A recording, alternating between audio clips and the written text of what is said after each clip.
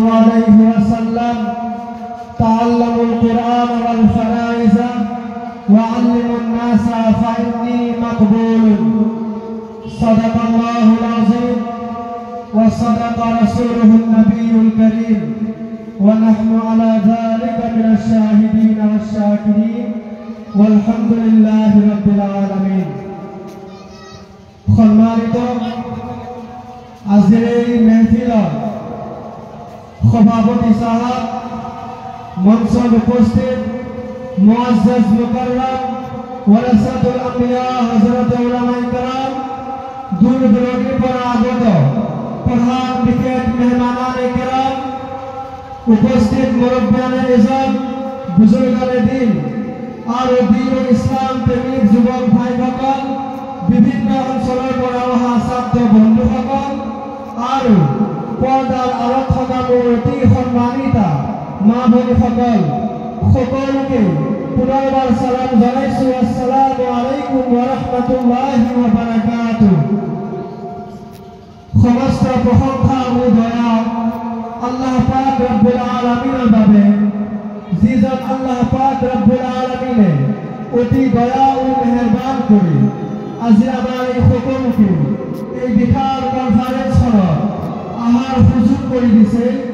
সেই গতিকে আমি সকলোৱে এবাৰ আল্লাহ পাকৰ প্ৰশংসা আদায় কৰি লওঁ। আলহামদুলিল্লাহ। লাখো কোটি দৰুদ ও সালাম অৱতীৰ্ণ হওক সেইজন মহামানৱ মহানবী সৈয়দুল মুৰসালিন ইমামুল আম্বিয়া নবী আজম শফি আকৰাম ৰাহমাতুল লিল আলামিন সকলোৱে এবাৰ অন্তৰৰ পৰা কওঁ সাল্লাল্লাহু আলাইহি ওয়াসাল্লাম। সম্মানিত উপস্থিতি, আমি সকলো মুছলমান হিচাপে আমাৰ ধৰ্মগ্ৰন্থখনৰ নাম হৈছে পবিত্ৰ আল কোৰআন। পবিত্ৰ আল কোৰআন, এই কোৰআনুল কাৰীমখন এনেকুৱা এখন কিতাপ, এনেকুৱা এখন ধৰ্মগ্ৰন্থ যাৰ প্ৰথমতে আল্লাহ পাক ৰব্বুল আলামিনে গ্যাৰান্টি দিছে। আপুনি যেতিয়া এই কোৰআনুল কাৰীমখন অপেন কৰিব, আপোনাৰ চকুৰ সন্মুখত এটা আয়াতে কাৰিমা বাঢ়ি উঠিব, য'ত আল্লাহ পাকে কৈছে জালিকাল কিতাবু লা ৰাইবা ফিহি, this is a book about which there is no doubt. য'ত আল্লাহ পাকে কৈছে এইখন কোৰআন এনেকুৱা এখন কিতাপ যাৰ মাজত কোনো ভুল নাই, কোনো সন্দেহ নাই। সুবহানাল্লাহ। A guidelines for the muttaqin, hudan lil muttaqin, এই কিতাপখন হৈছে মুত্তাকি বান্দাৰ কাৰণে এখন হিদায়াত প্ৰাপ্ত কিতাপ। গতিকে যদি আমি মুছলমান, আমি যদি নিজকে মুছলমান বুলি দাবী কৰোঁ, তেনেহ'লে আমি এই কোৰআন পঢ়িব লাগিব। এটা দুখৰ বিষয় হ'লে সত্য যে আজি আমি আমাৰ মুছলমান সমাজৰ ৯৫ বা ৯৮% আমি মুছলমানে এই কোৰআন কাৰীমখন পঢ়িব নাজানো। এই কোৰআনত আছে হিদায়াত। যদি আমি এই কোৰআনৰ হিদায়াত লৈ আমি আমাৰ জীৱনটো পৰিচালনা কৰিব বিচাৰোঁ, যদি আমি এই কোৰআনৰ লগত আমাৰ জীৱনটো ৰঙাব বিচাৰোঁ, তেনেহ'লে এই কোৰআন পঢ়া, এই কোৰআন জানা, এই কোৰআন বুজাৰ প্ৰয়োজন আছে। বিশ্বনবী সাল্লাল্লাহু আলাইহি ওয়াসাল্লাম যেতিয়া ৪০ বছৰ বয়সত নবুৱত পাইছিল, যেতিয়া আল্লাহৰ নবীৰ ওচৰত সৰ্বপ্ৰথম ওহীলৈ আহিছিল জিব্ৰাইল আলাইহিস সালামে হেৰা গুহাত, সেই ওহীত সৰ্বপ্ৰথম আল্লাহ পাকৰ আদেশ নামাজ, ৰোজা, হজ, যাকাতৰ নাছিল। আল্লাহ পাকৰ সৰ্বপ্ৰথমটো আদেশ আছিল ইকৰা, অৰ্থাৎ পঢ়া। আল্লাহ পাকে কোৰআন শৰীফৰ সৰ্বপ্ৰথম আয়াত নাজিল কৰি দিলে, যিটো আয়াতত আল্লাহ পাকে কৈছে ইকৰা বিস্মি ৰাব্বিকাল্লাযী খলাক, যে হে নবী পঢ়ক আপোনাৰ ৰবৰ নামত, আল্লাযী খলাক, যিজনে সৃষ্টি কৰিছে।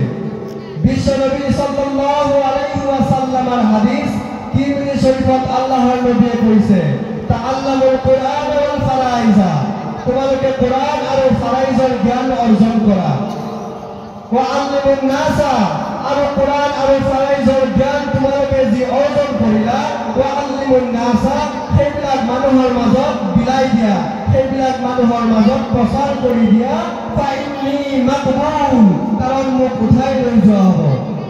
আল্লাহ নবী বিশ্বনবী মুহাম্মদুর রাসূলুল্লাহ সাল্লাল্লাহু আলাইহি ওয়াসাল্লাম এজন বিখ্যাত সাহাবী হযরত আব্দুল্লাহ ইবনে মাসউদ রাদিয়াল্লাহু তাআলা আনহু কইছে তাআল্লামুল কুরআন ওয়া কুলু তোমাকে কোরআনের শিক্ষা গ্রহণ করা ওয়া কুলু আর কোরআন বেশি বেশি তেলাওয়াত করা।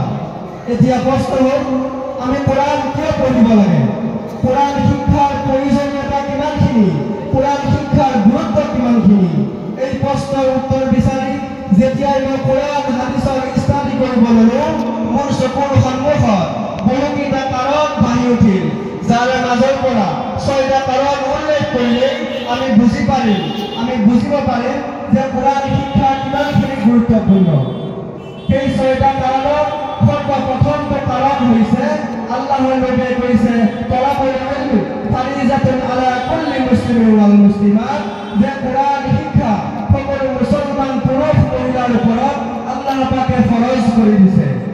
কোৰআন শিক্ষা ওয়াজিব নফল সুন্নত নহয়, কোৰআন শিক্ষা প্ৰতিজন মুসলমান পুৰুষ প্ৰতিজন মুসলমান মহিলাৰ বাবে আল্লাহ পাকে ফৰজ কৰি দিছে।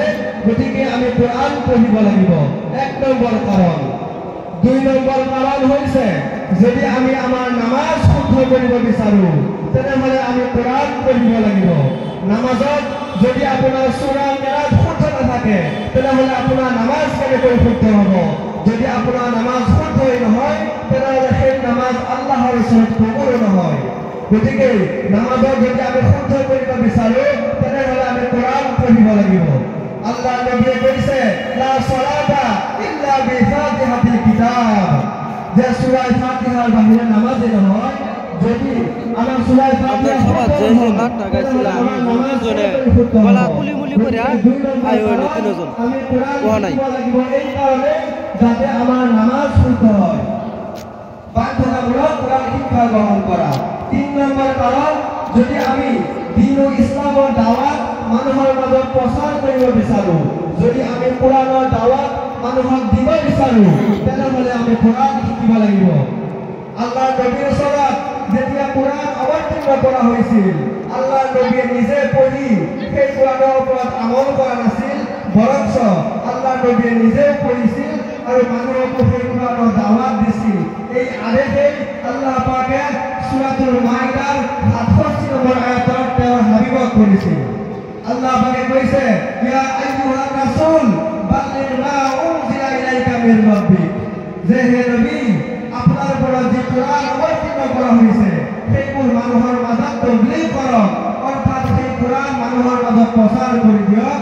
গতিকে যদি আমি এই কোৰআনৰ দাওয়াত মানুহৰ মাজত প্ৰচাৰ কৰিব বিচাৰো তেনেহলে আমি কোৰআন শিক্ষা গ্ৰহণ কৰিব লাগিব। 4 নম্বৰ কাৰণ হৈছে যদি আমি এই কোৰআনৰ পৰা হিদায়াত পাব বিচাৰো তেনেহলে আমি কোৰআন শিকিব লাগিব, কাৰণ এই কোৰআনত আছে হিদায়াত।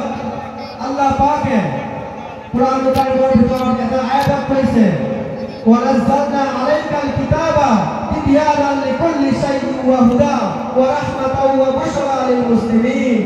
আল্লাহ পাকে কৈছে মই যি কোরআন অৱতীৰ্ণ কৰিছো এই কোৰআনত সকলো সমস্যাৰ সমাধান, সকলো জীৱাত মানুহৰ জীৱনত যিমান সমস্যা থাকিব পাৰে সেই সকলো সমস্যাৰ সমাধান আল্লাহ পাকে এই কোৰআনৰ কাৰিমেৰ ভিতৰত ৰাখি থৈ দিছে। আল্লাহ পাকে আৰু এটা আয়াতত কৈছে وَنُنَزِّلُ مِنَ الْقُرْآنِ مَا هُوَ شِفَاءٌ وَرَحْمَةٌ لِلْمُؤْمِنِينَ।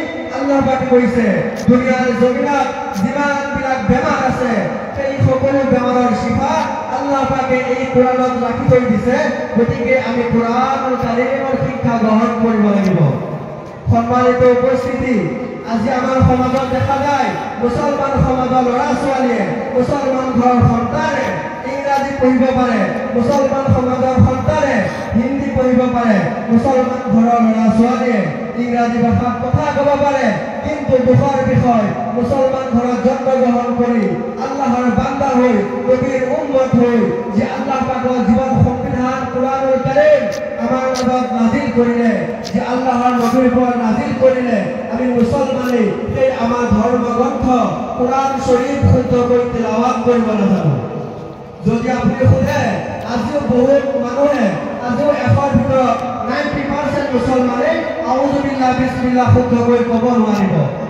সম্মানিত উপস্থিতি, আমি কোৰআনৰ পৰা বহুত দূৰত গুচি গৈছো। গতিকে আমাৰ জীৱনত সকলো সমস্যাৰ সমাধান যদি আমাৰ পাব বিচাৰো তেনেহ'লে আমি এই কোৰআন পঢ়িব লাগিব।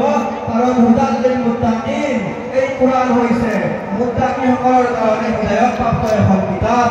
যদি আমি আমাৰ জীৱনটো জান্নাত উপযোগী এটা জীৱন বনাব বিচাৰো, যদি আমি জান্নাতত যাব বিচাৰো তেনেহ'লে আমি এই কোৰআন পঢ়িব লাগিব। আল্লাহ নবী সাল্লাল্লাহু আলাইহি ওয়াসাল্লামে কৈছে, ইজা মাতাল ইনসানু কাতা আনহু আমালুহু। বান্দা যেতিয়া মৰি যায়, বান্দাৰ সমস্ত আমলৰ বৰকাবোৰ বন্ধ হৈ যায়। ইল্লা মিন সালাসাতিন, কিন্তু তিনিটা আমলৰ সওয়াব বান্দাৰ কবৰত যোৱাৰ পাছতো পাই থাকে। তাৰে মাজত এক নম্বৰ আমল হৈছে সদকাতুন জাৰিয়া, সদকায়ে জাৰিয়াৰ সওয়াব বান্দাই কবৰত যোৱাৰ পাছতো পাই থাকে। দুই নম্বৰ আমল হৈছে ইলমুন ইয়াত্তাফাউ বিহি, এনেকুৱা ইলম বা জ্ঞান যাৰ দ্বাৰাতে মানুহ উপকৃত হয়।